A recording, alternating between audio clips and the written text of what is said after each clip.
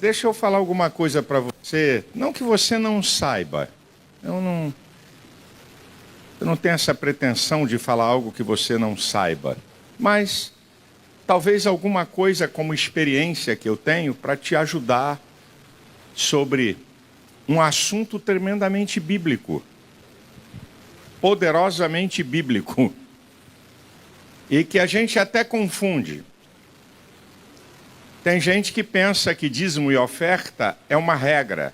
Não. Dízimo e oferta não é regra, é um princípio. E qual é a base para ser um princípio? É que um princípio na Bíblia, ele transcende eras. Um princípio transcende a questão de Antigo ou Novo Testamento. Um princípio é fundamento, é base. Então, dízimo e oferta na Bíblia não é uma regra, é um princípio. Eu muitas vezes falei na igreja, não, porque dízimo, oferta é uma regra da Bíblia, do viver cristão, é um princípio. E a prova que é um princípio que dízimo e oferta é antes da lei. Tudo que vocês sabem, eu só estou lembrando, por favor. Né?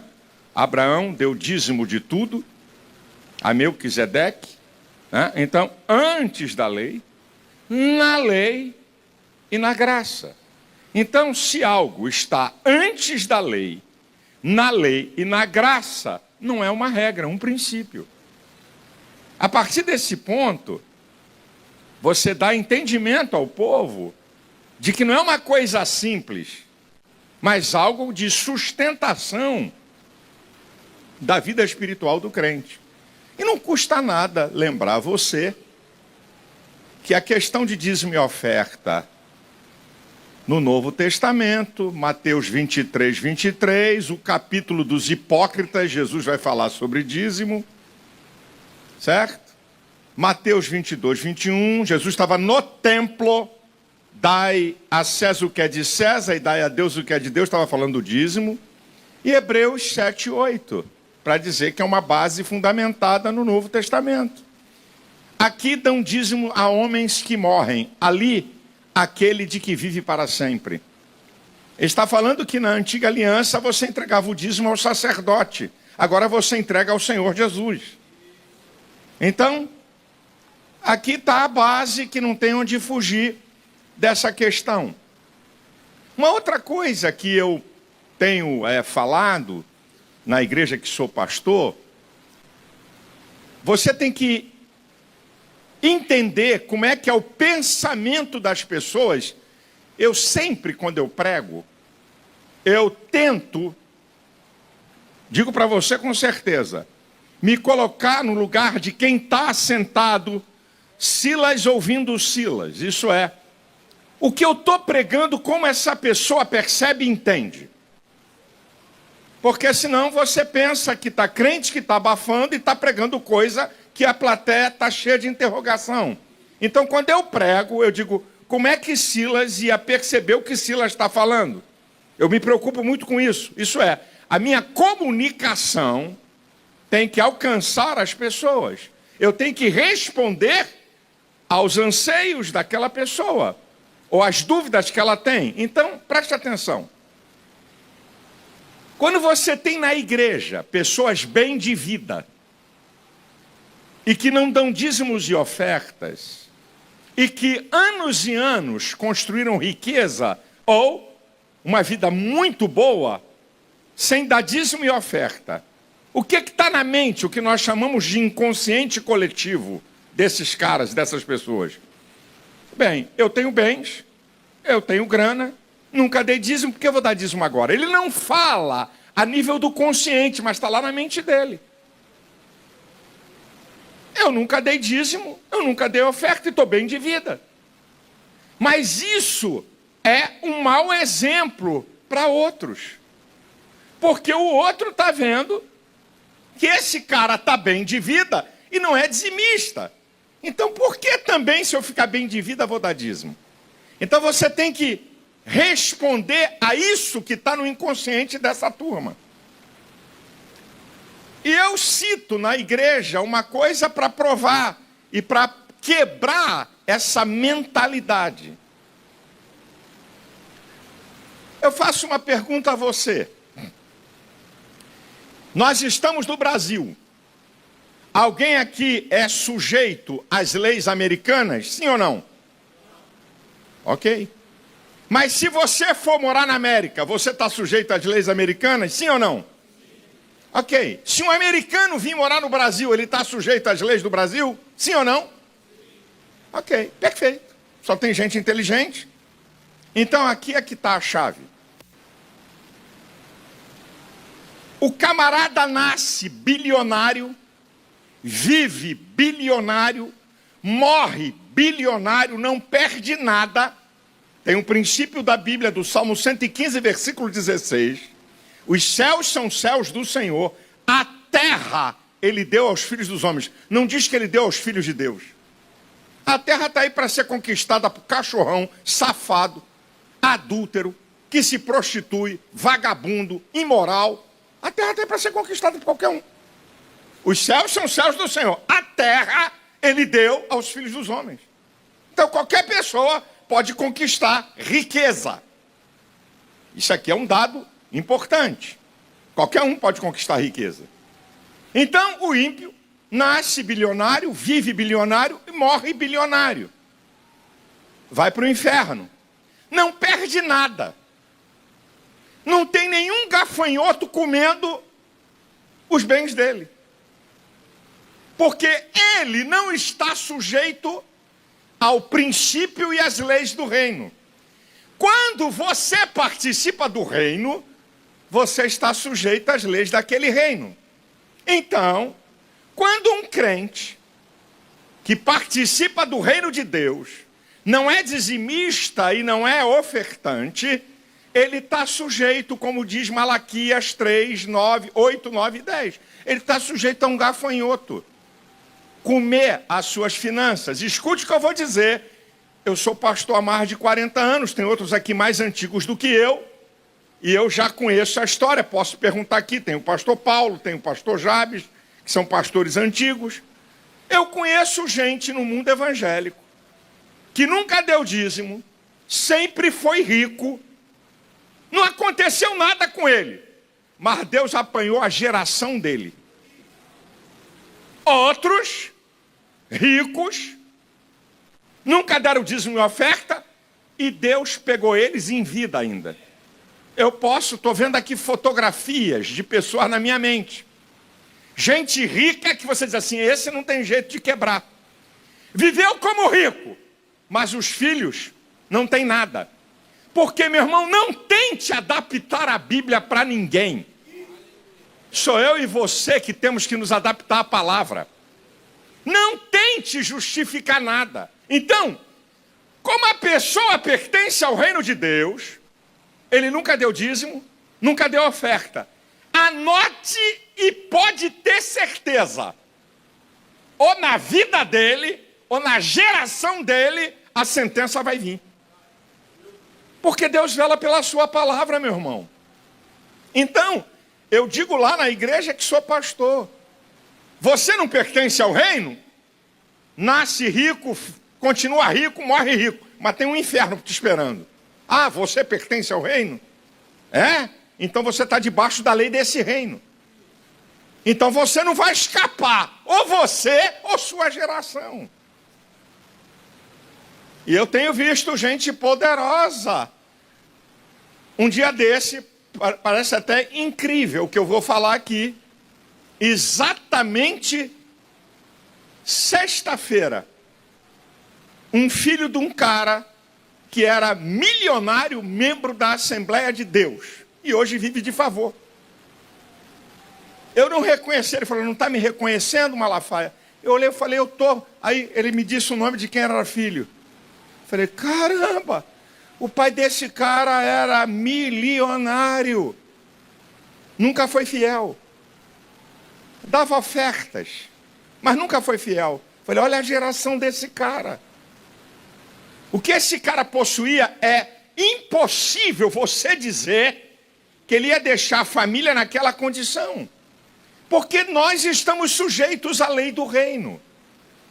Então, diga para as ovelhas da sua igreja, se você pertence ao reino, você está sujeito às leis do reino. aos princípios do reino, aos fundamentos do reino. E se você quebrar e desobedecer, em algum tempo vai vir a conta. Isso aqui é uma coisa importante para a gente falar e ensinar. Porque senão, o camarada acha o seguinte: eu nunca dei dízimo e sou bem de vida, porque eu vou dar agora.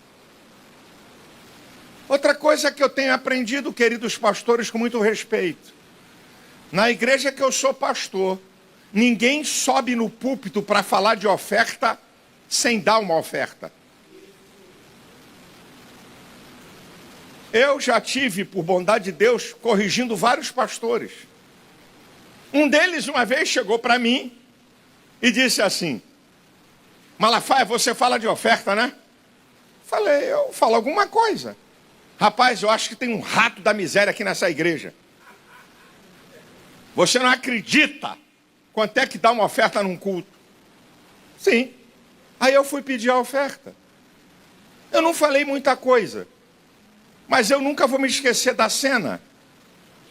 Pastor de uma grande Assembleia de Deus, terno, gravata, naquela época, eu escutei o barulho da mão dele no bolso pegando as moedas. E a cena foi cômica para não ser trágica. Ele pegou as moedas e abriu a mão, as moedas correram, ele tirou 2 moedas de 50 centavos e guardou as outras. E deu na oferta. Eu virei para ele e disse assim: eu acabo de ser revelado onde é que está o rato da miséria da tua igreja. E a ficha dele não caiu. É mesmo? É. Mas eu vou deixar para falar com você depois do culto, porque eu ainda vou ter que pregar. Mas eu tive a revelação aqui. E ele ficou assim espantado, pensando que eu tinha uma revelação do sobrenatural. E quando acabou o culto, na sala em particular, ele estava curioso: Malafaia, tu teve a revelação? Sim, eu tive a revelação do rato da miséria da tua igreja. O rato da miséria da tua igreja é você.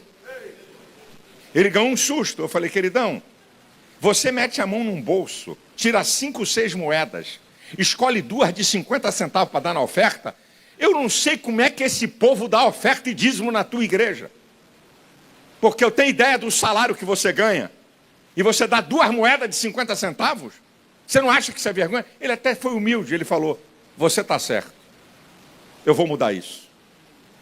Um outro pastor de uma igreja top, não da Assembleia de Deus, top, classe média alta, do meu lado: rapaz, aqui é difícil a oferta, até que o povo é bom de dízimo, mas é difícil de oferta. É difícil de oferta? É. Ok.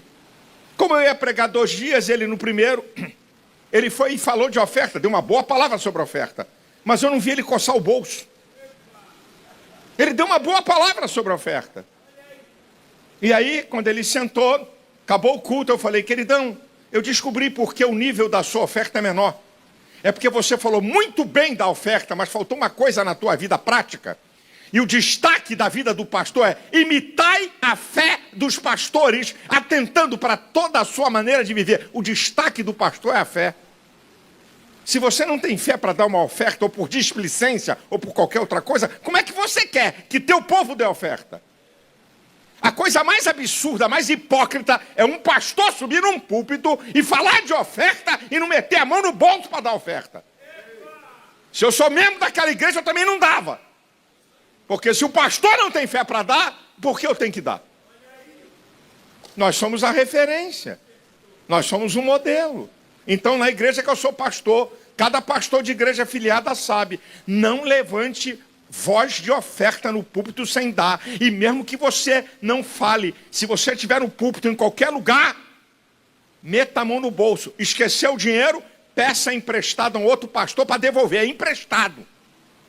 Mas não entre na igreja. Na igreja que eu sou pastor, nenhum pastor dá dízimo em tesouraria. Eu e todos nós damos dízimos no gasofilácio para todo mundo ver. Pastor dá dízimo na tesouraria. O povo não está vendo você dar dízimo. Como é que você quer que seu povo seja dizimista? Eu transmito a Santa Ceia da nossa igreja para todas as igrejas no Brasil e no exterior, ao mesmo tempo, por transmissão. E na hora do dízimo, um cameraman me pega, eu saindo do púlpito, descendo, e botando o meu dízimo no gasofilácio. Toda a igreja no Brasil e no exterior me vê dar dízimo. Eu sou modelo, eu sou referência. Que negócio é esse? E também eu tenho uma regra na igreja que eu sou pastor. Pastor que não dá dízimo eu arranco da igreja.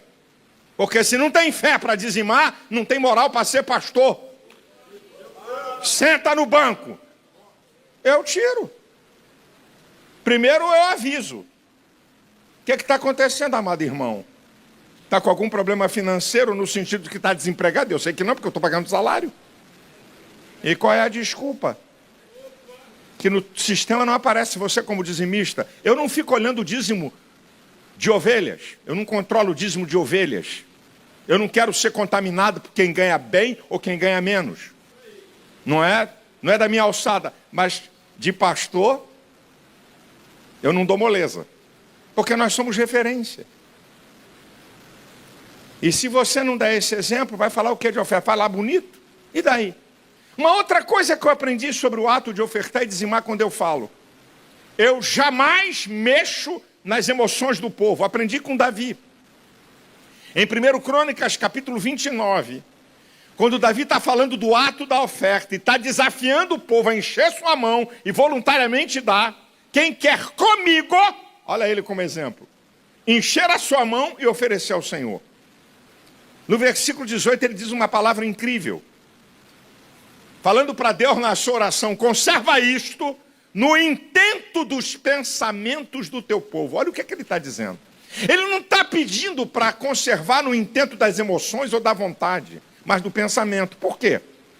Tudo parte do processo mental. Você tem vontade? Primeiro você pensa. Você sente? Primeiro você pensa. Você escolhe? Primeiro você pensa. Você decide? Primeiro você pensa. Você já sabe, já ouviram de 1000 pregadores, tirar o povo do Egito foi mole. Para Deus, porque só necessitava da intervenção do seu poder. Agora, tirar o Egito do povo, nem Deus. Porque era uma questão de mentalidade. E como Deus respeita o livre-arbítrio, não podia invadir a mentalidade daquele povo e por isso morreram no deserto. Então, não tente falar as emoções do teu povo no ato da oferta e no ato do dízimo, mas tente falar com a palavra de Deus, que vai penetrar na mente humana, porque ela é viva e eficaz.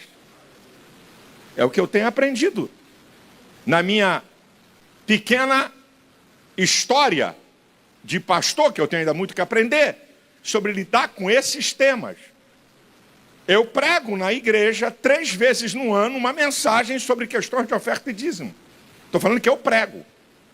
Não estou falando do ato da oferta. Pregar, mensagem de 40, 50 minutos.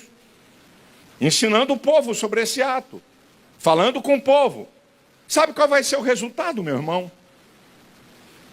Alguém debocha, alguém não crê, mas como você é voz profética e está pregando a palavra de Deus, e a fé vem pelo ouvir a palavra, você vai gerar fé em alguns. Você sabe uma coisa que eu aprendi desde que eu sou pastor na minha igreja?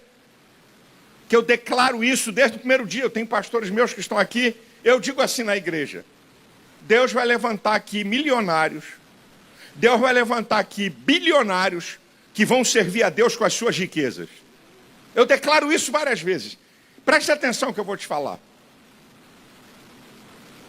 Eu ainda não tenho um bilionário, mas eu te garanto que na hora que eu tiver um membro da minha igreja bilionário, ele vai lembrar da minha palavra profética. Ele não vai ser enganado por profetada, por gente que vai encostar para tentar tomar dele, porque ele aprendeu, ele disse assim: não, meu pastor profetizou, e eu aprendi, sou dizimista fiel, sou ofertante liberal. Ele sempre vai ser grato a você e vai reconhecer a sua voz profética, porque na igreja que você é pastor, não adianta chamar Silas Malafaia, Cláudio Duarte, Marcos Gregório, T.D. Jakes, ou sei lá quem é que seja, você é a maior voz na igreja, no rebanho que Deus te entregou. E não importa o tamanho e o nível social da sua igreja. Não importa. Vocês estão dentro de uma igreja. O que é Nova Iguaçu? Uma cidade dormitório do Rio de Janeiro. Aqui tem um exemplo. Quem te falou que a geografia determina? O que determina é a sua fé, o seu exemplo e você ensinar pela palavra. Agora, não acontece da noite para o dia, meu amado e queridíssimo irmão. Não é fórmula mágica. Você começa a pregar sobre dízimo e oferta, talvez, daqui a 3, 4, 5 anos você vai ter resultado sólido. Talvez daqui a 3, 4, 5 anos você comece a ter resultados sólidos da tua palavra profética sobre o povo. De você falar, a igreja que eu sou pastor está no bairro da Penha, no subúrbio do Rio de Janeiro. Eu não comecei. Quem conhece o Parque Proletário da Penha? Eu tenho 40 igrejas lá. Então essa conversa que a igreja para ter dinheiro tem que estar numa área nobre, é você negar o que Deus pode fazer na vida de um crente.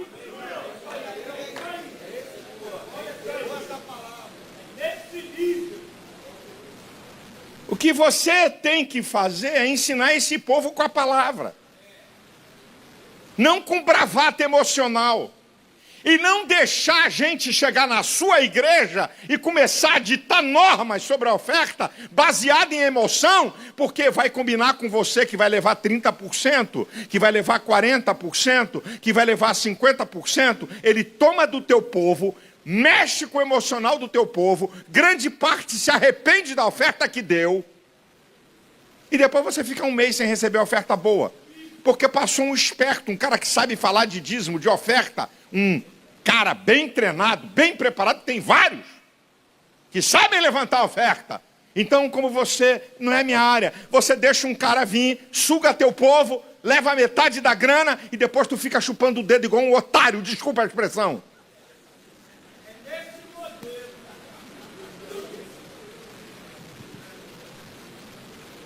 Uma coisa é, pastor, eu ensino, mas eu queria alguém para falar sobre isso, uma pessoa que instruísse. Ok, nós temos aqui um pastor, o Gerson, um cara que sabe instruir, biblicamente falando, sobre o ato de oferta.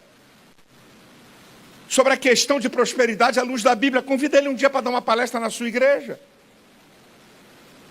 Não há nenhum problema. Você trazer alguém que pregue esse assunto um dia na sua igreja. Não que venha para tomar tudo do povo e para fazer 50-50 ou rachide com você.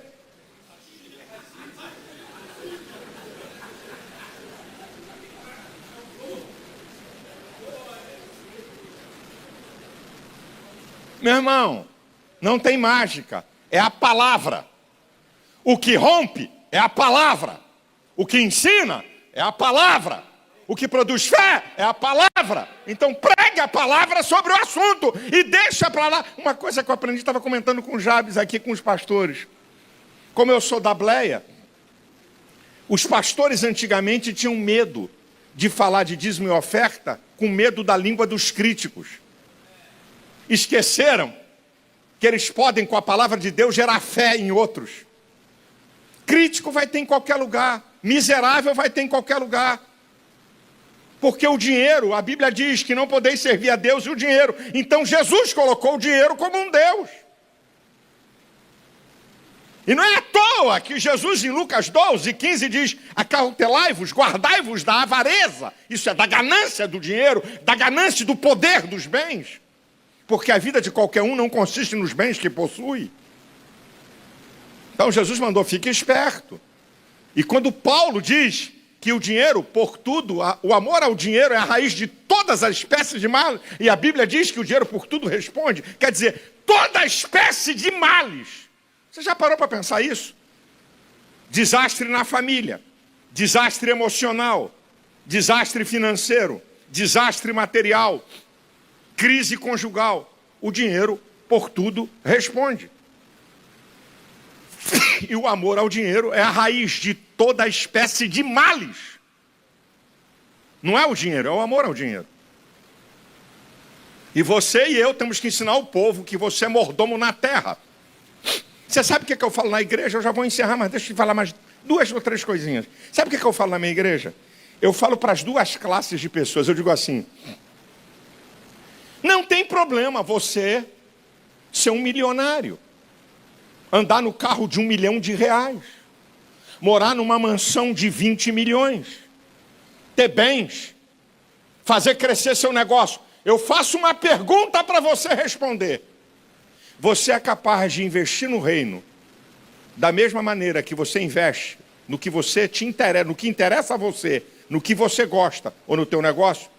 Responda a essa pergunta. Se a resposta para você for não, o dinheiro é senhor da sua vida. Aí eu estou falando para o cara da classe alta. Aí o pobre está lá no banco e diz assim, não é comigo. Bate mais, pastor. Aleluia, tem gente aí assim. Mas ele mal sabe que eu vou pegar ele. Aí eu venho para o que o pobre entende. Meu irmão, você é capaz de comprar um tênis de R$800? Perfeito.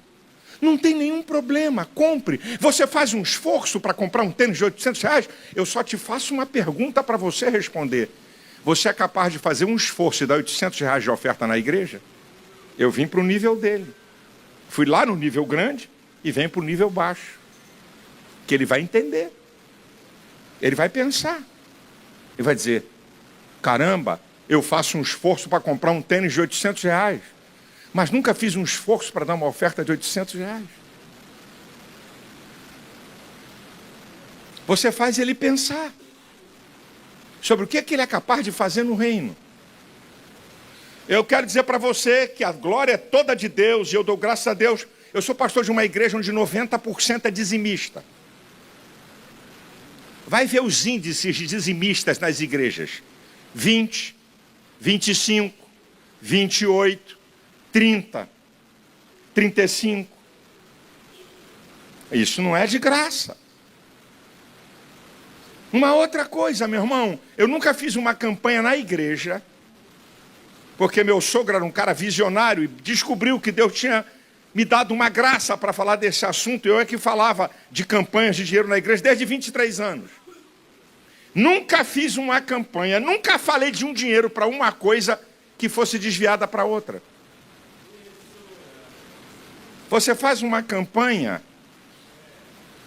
o púlpito não é lugar nenhum, mas o púlpito mais ainda.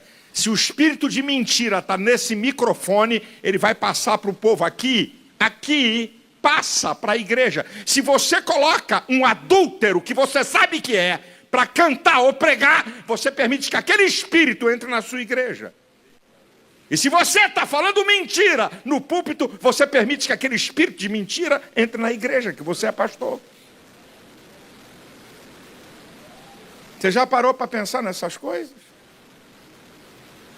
Sobre o que você está falando?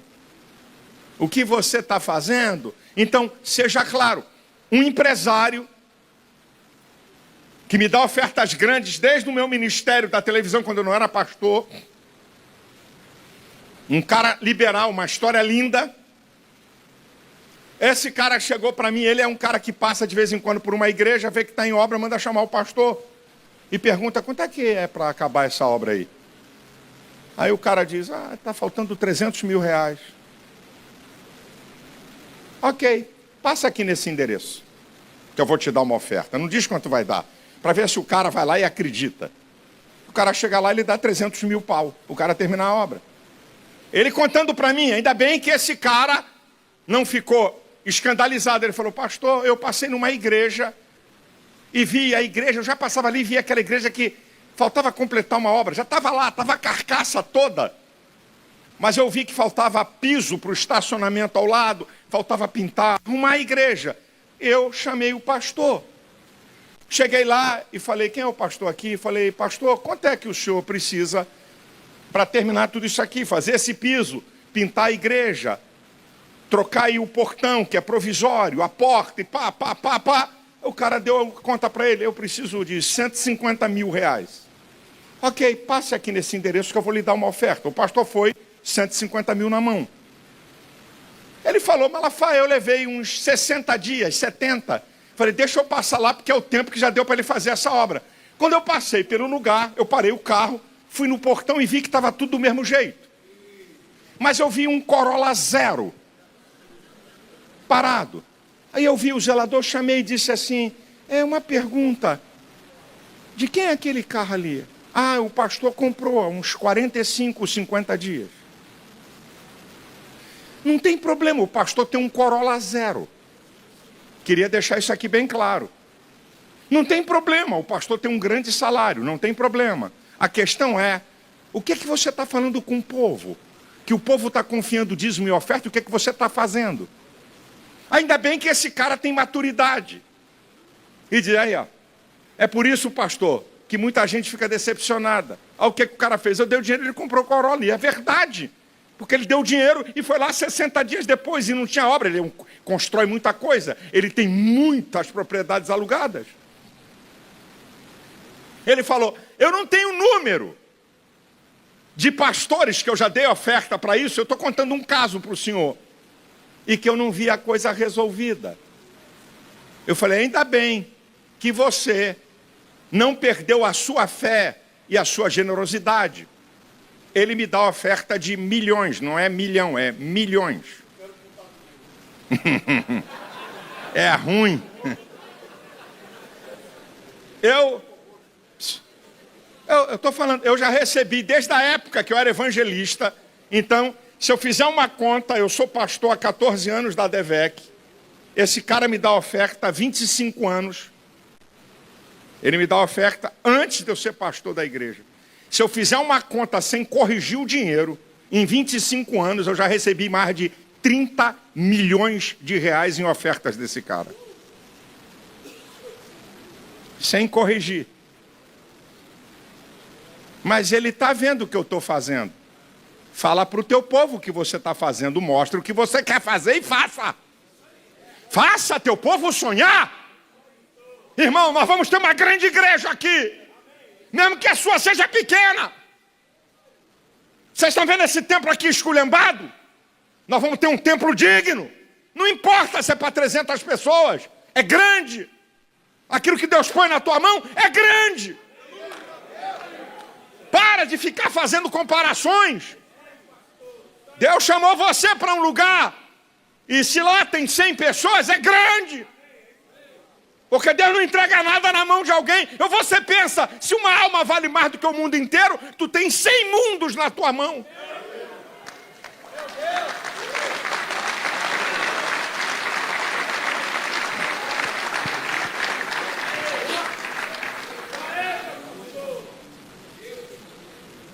Eu vou encerrar minha palavra para não... O Cláudio disse que era para mim falar um pouquinho. Eu já falei um pocão. Mas deixa eu te ensinar uma outra coisa aqui, que respeitando todos hoje, o pastor vem dar uma palavra sobre a oferta. Também não é aquele sistema, irmão, passa esse envelope aí. Passa o quê? Vai passar em alguém? Vai passar nas irmãs envelope, por algum acaso? Não, uma palavra, que seja de 5 minutos, você tem que dar uma palavra sobre a oferta. Também não precisa pregar todo. Pode ser até que um dia Deus te dê uma revelação, você fale meia hora sobre a oferta. Mas se isso virar comum, o povo vai dizer assim, tem que ter paciência de ouvir esse cara toda vez para tirar a oferta, fala 40 minutos. Você vai encher a paciência do crente, ele vai se desligar na sua mente, ele se desliga daquilo que não interessa.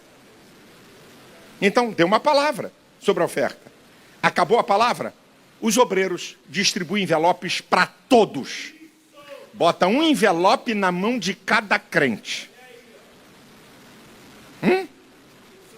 Bota a oferta, ou bota o dízimo. Agora vamos orar pela oferta e pelo levante aí seu envelope. Ok? Se vai colocar num gasofilácio, quem é dizimista, na minha igreja, o dízimo o cara tem que se levantar e botar no gasofilácio. A oferta devolve na mão do obreiro. Mas tem igrejas que dízimo e oferta vai na mão do obreiro. Mas eu faço isso para proteger os obreiros. Eu podia contar várias experiências de gente roubando a oferta. Você está em que mundo? Então, na igreja que eu sou pastor, dízimo no gasofilácio, mas a distribuição é na mesma hora. O crente, o dízimo da oferta é entregue na mão de cada um. O de dízimo ele tem que pedir para o obreiro dar a ele. Ele vai preencher o dízimo e oferta, vou apresentar a oferta. Ele devolve na mão do obreiro e o dízimo ele se levanta para botar no gasofilácio. Mas ele foi entregue na mão dele lá. O que acontece? O cara recebe o envelope na mão. Sério? Ué, presta atenção. Apóstolo Paulo diz assim, Se faço de boa mente, tem uma recompensa. Se de má vontade, apenas uma dispensação me foi confiada. É o apóstolo Paulo que está falando isso na Bíblia. Então, se o cara dá uma oferta por prazer, por fé, né, a oferta primeiro é do coração e não das mãos. Ok. Mas quando você bota um envelope na mão de cada um, você está dizendo que a oferta é individual. E não uma questão do coletivo que alguém queira dar ou não. Os obreiros da igreja, na igreja lá, que é uma igreja para ser 1.580 pessoas, eu tenho 240 máquinas de oferta. Os obreiros no meio do povo. Quer dar oferta? Porque, meu filho, o mundo mudou e vai mudar mais. Vai acabar dinheiro, papel. Então, habitue seu crente no eletrônico, ou no Pix, ou na maquininha de cartão de crédito ou débito. Pastor, não tem esse costume. Então, eu na igreja comecei a ensinar. Quer dizer, irmãos, quer comprar uma Coca-Cola? Cartão. Quer comprar pão? No cartão. No lanche do McDonald's, no cartão. Aí eu vou dizendo as coisas boas. Aí daqui a pouco, isso no início, eu não preciso mais falar. Para ensinar eles. Mas para ir para o motel, também paga no cartão. Para comprar bebida e cigarro, também no cartão. E por que a oferta não pode ser no cartão? Qual é a diferença? Que isso aqui é um dinheiro eletrônico. E isso aqui, aí pega o tiro, é um dinheiro papel. Eu ainda sou a moda antiga. Eu ainda dou oferta no dinheiro papel. Mas hoje, meu irmão, o mundo mudou. Se você não usar os sistemas eletrônicos, você vai perder 90% da arrecadação da minha igreja eletrônica. Numa igreja minha de 500 pessoas, tem 15 a 20 máquinas. Numa igreja de 500 pessoas. Eu não deixo o cara... Aqui. Aqui. E outra, eu olho e ensino meus pastores. Dê um tempo para o povo ofertar. Eu já vi cada cena louca. Até o pastor vem no processo. Irmãos, vamos ofertar, distribuir os envelopes. Está no meio da distribuição, vamos orar. Calma! O ato da oferta é um ato tão espiritual como qualquer outro ato do culto. Ou você pensa que o ato da oferta é o quê? É um ato material no culto espiritual. A oferta é um ato espiritual de honra para Deus. Honra é reconhecimento, é dependência. Então, tenha calma. Eu olho a igreja, eu vou filmando. A igreja lá é muito grande, então eu estou filmando, tá? E está lá a música, o teclado e tal, para não ficar um negócio parado. Já foi todo mundo. Eu dou o tempo para distribuir o envelope, o povo ofertar. Agora sim, vamos apresentar ao Senhor a nossa semente. Os obreiros recolhem. Você que é dizimista, vem aqui e coloque aqui no gasofilaço. Se o seu sistema é entregar dízimo e a oferta ao obreiro, ok. Agora, irmão, muda. Pastor, há 50 anos que na minha igreja o povo levanta para dar oferta lá na frente. Eu não sabia que tu era tão tapado assim no tanto tempo. Você não sabe se contextualizar, não? Eu antigamente andava de terno e gravata. Em tudo que é culto. E gosto de terno. Eu gosto de terno. Tem gente que não suporta, mas eu gosto. Eu gosto de terno. Tem terno top, gravata bacana. Mas tive que me contextualizar. Como é que você não quer se contextualizar? Se contextualize. Você vai ver como é que vai mudar. Por quê, irmão? Você precisa de recurso para quê? Desenvolvimento do reino de Deus. Número 1. Agora tem uma lei na Bíblia. 1 Coríntios 9. Conforme o gado se bebe do leite. Conforme a vinha se bebe do vinho. O que o apóstolo Paulo está ensinando? Uma lei de proporcionalidade. Se você tem uma igreja com uma arrecadação pequena, seu salário é pequeno. Se você tem uma igreja com arrecadação média, seu salário é médio. Se você tem uma igreja com salário grande, seu salário é grande. Na proporcionalidade. Uma outra coisa, com todo respeito aos senhores, eu estou com a Bíblia. Na antiga aliança, o sacerdote recebia dízimo. Na nova não, é salário. Na nova aliança é salário. Digno é o obreiro do seu salário. Não estou falando o número. Você não é sócio da igreja para receber participação. É salário. Não importa quanto é o salário, na proporção da sua igreja. O problema, irmãos, o povo perde, escuta, eu sou da Assembleia de Deus. O salário do meu sogro era discutido na reunião de presbitério. A minha esposa, um dia uma irmã deu tecido, comprou, foi lá nas lojas que antigamente fazia, né? Vendia tecido, comprou tecido. São 5 irmãs. E deu para minha sogra, ó, tá aqui o tecido para fazer um vestido para suas filhas. A costureira da igreja fez o vestido e minha esposa, novinha, eu já namorava Elisete, chegou na igreja com um vestidinho novo, no coral jovem, e uma menina disse: dízimo do meu pai, que está te vestindo. E mal sabia, mas por que ela falou isso? Porque ela ouvia em casa. Porque quando o dinheiro é Deus e Senhor, o povo perde o referencial.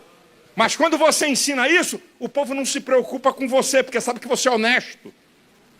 Sabe que você controla as finanças da igreja, que não são suas. O dinheiro da igreja não é teu. O que é teu salário. Separe isso. Porque se você misturar teu salário, não, aqui eu tiro quanto eu quero, tu vai se lascar e rebentar nas comanaias. Escute. Eu digo na igreja que eu sou pastor, porque isso é uma verdade bíblica. E quando você faz isso, você leva teu povo a pensar no reino. E não na questão da casa que ele está servindo. Eu digo assim para eles: a oferta pertence ao culto que você vai. O dízimo, à igreja que você pertence. Claro, se a maioria dos cultos, ou se você não vai a nenhuma outra igreja, só na sua igreja, então a oferta pertence ao culto. Eu digo para o povo da minha igreja: quando você for uma igreja batista, metodista, presbiteriana, qualquer igreja avivada, leve uma oferta. Quando você faz isso, você tira o povo da caixinha e dá a ele uma visão de reino, que não é uma questão de dinheiro da sua igreja. E eu digo para o povo assim: só existe uma cláusula na Bíblia para um crente chegar no culto e não dar uma oferta. Só tem uma cláusula, não tem 2, 3 nem 4. Só tem uma cláusula para você chegar num culto e dizer: eu não dou oferta. 2 Coríntios 8:12. Se há prontidão de vontade, cada um dê o que tem e não o que não tem. Então, para você chegar no culto e não dar uma oferta, é porque você não tem. Está desempregado. Não tem nenhum outro motivo. Porque eu estou enrolado, é porque eu ganho pouco. Nada disso é motivo. Diga isso para o teu povo. Primeiro você tira ele da igreja e dá visão a ele ao reino. A oferta não é uma questão da minha igreja, é uma questão do reino, de princípio. Então, quando você vai num culto, eu digo para o povo da minha igreja: qualquer igreja que você for, leve uma oferta. Agora, o dízimo você entrega na igreja que você pertence. E, evidente, a maioria dos cultos, se você está na sua igreja, é ali que você vai entregar uma oferta. Deus vos abençoe.